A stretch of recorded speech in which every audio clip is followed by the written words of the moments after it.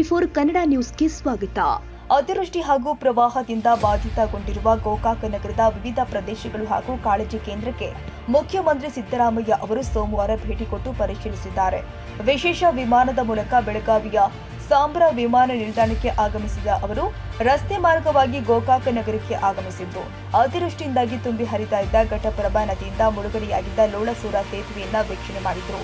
ಇದಾದ ಬಳಿಕ ಲೋಳಸೂರ ಸೇತುವೆ ಬಳಿ ಹಿನ್ನೀರಿನಿಂದ ಒಂದು ವಾರದಿಂದ ಮುಳುಗಡೆಯಾಗಿದ್ದ ಗೋಕಾಕ ನಗರದ ಹಳೆ ದನಗಳಪೇಟೆ, ಮಟನ್ ಮಾರ್ಕೆಟ್, ಕುಂಬಾರಗಲ್ಲಿ, ಉಪ್ಪಾರಗಲ್ಲಿ, ಭೋಜಗಾರಗಲ್ಲಿ ಮತ್ತಿತರ ಪ್ರದೇಶಗಳಿಗೆ ಭೇಟಿ ನೀಡಿ ಹಾನಿಯನ್ನ ಪರಿಶೀಲಿಸಿದ್ರು.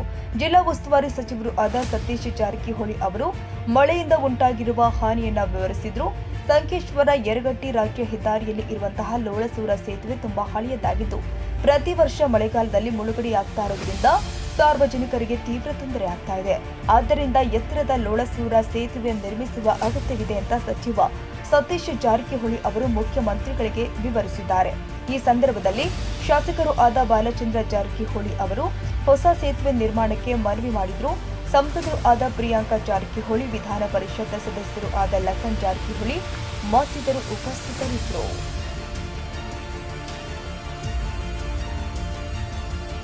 ತಾಜಾ ಸುದ್ದಿಗಾಗಿ ಟಿವಿ24 ನ್ಯೂಸ್ಗೆ ಸಬ್ಸ್ಕ್ರೈಬ್ ಮಾಡಿ ಮತ್ತು ಬೆಲ್ ಐಕಾನ್ ಒತ್ತಿ ತಪ್ಪದೇ ಲಿಂಕ್ ಶೇರ್ ಮಾಡಿ.